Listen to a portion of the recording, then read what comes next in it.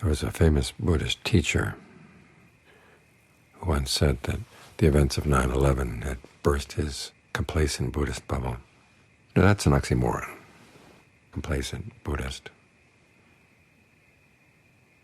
After all, the Buddha said that the basis of all skillful action, the basis of the whole path, was heedfulness, uncomplacency. But it's good to think about how that attitude might have developed, that you could be complacent and Buddhist at the same time. There is that school of thought that says if you develop thoughts of goodwill and loving kindness enough, you can ward off dangers, make the world a better place. And within limitations, that's true, but there are very severe limitations. You can't hope that just goodwill will get you through all dangers. After all, you're born into this human realm. Once you're born, you're lining up for aging, illness, and death. And here in the human realm, to be born here, you have a mix of bad and good karma. If you had nothing but good karma, you wouldn't be here. So the Buddha said you have to be prepared for the fact that there's a lot of unknown bad karma in your karma field. To say nothing of previous lifetimes. There are a lot of things we've done in this lifetime that we can't remember at all. And those things can bear fruit.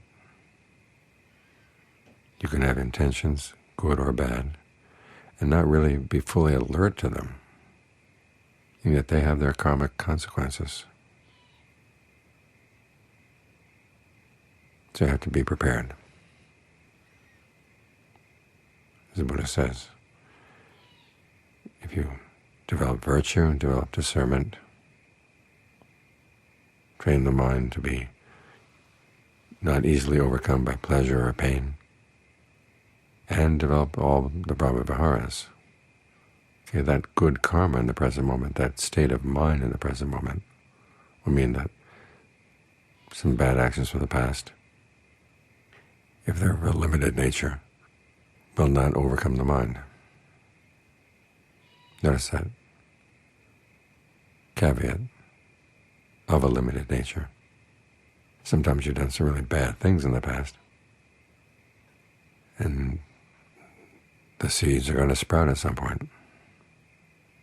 So you have to be prepared. There was a set of Dhamma talks that Ajahn Mahabua gave one time to a woman who was dying of cancer, and they were transcribed, printed in a book, and it was called The Collection for Being Prepared. And there he talks a lot about not being overcome by pain, learning to sit with pain, understand pain as you meditate. See how it is that physical pain makes inroads into the mind. And it's basically because the mind is doing things with the physical pain, through its perceptions, through the way you breathe around the pain, the way you talk to yourself about the pain. When you have a physical pain, do you tend to avoid letting the breath flow through there? Do you treat the pain as an obstacle? What happens if you don't treat it as an obstacle? Think of the breath being there before the pain, or flowing through the pain. First, you've got to get the breath comfortable, of course, and have a part of the body where you feel at ease. And then you use that as your foundation. So you're going to ask questions about the pain. This is how the Buddha has us develop discernment, is through asking questions. Does the pain have a shape? Does the pain have an intention toward you? Does it mean you ill? Obviously you would say no, but then part of the mind actually might be saying yes. Remember, our first encounters with pain in this lifetime came before we had any knowledge of language. And so we may have some attitudes toward the pain that we're still holding on to. So you've got to investigate those. Is the pain solid? Is it individual moments? If it's individual moments, are they coming at you or are they going away? Which perception is better? This is one of the ways you prepare yourself for dealing with pain. Because after all, it's one of those things the Buddha says we have to accept. For all the talk of acceptance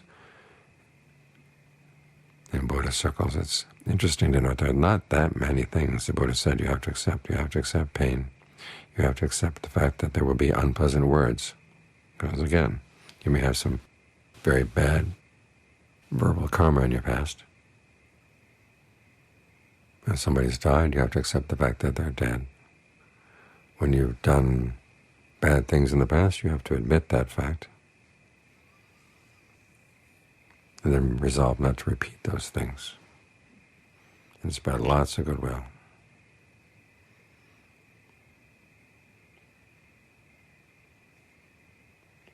As for not being overcome by pleasure, you'll notice as the breath gets comfortable and the mind begins to settle down, it's easy to blur out as you just focus on the pleasure. Now, it may be hard to distinguish between a breath sensation and a pleasant feeling. They tend to go together. But as long as you keep that perception in mind that you're with the breath, that gives some shape to your body, your sense of the body. It allows you not to blur out and wallow in the pain.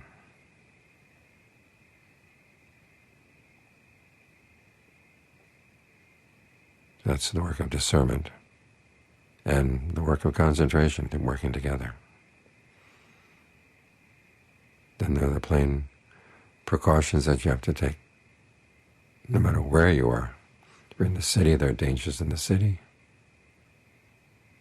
If you're in the forest, there are dangers in the forest. And this is where goodwill comes in, because you want to know that at the very least you're not adding bad energy into whatever the situation is.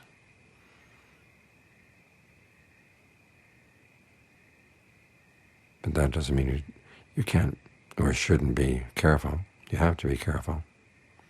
And goodwill is a way of being careful. Think of it that way. It's part of a larger repertoire of learning how to be prepared. And it goes together, of course, with equanimity. Because there will be things happening that you don't want. I mean, if the world would be a better place because we're just spreading thoughts of goodwill, it wouldn't be the world we see right now.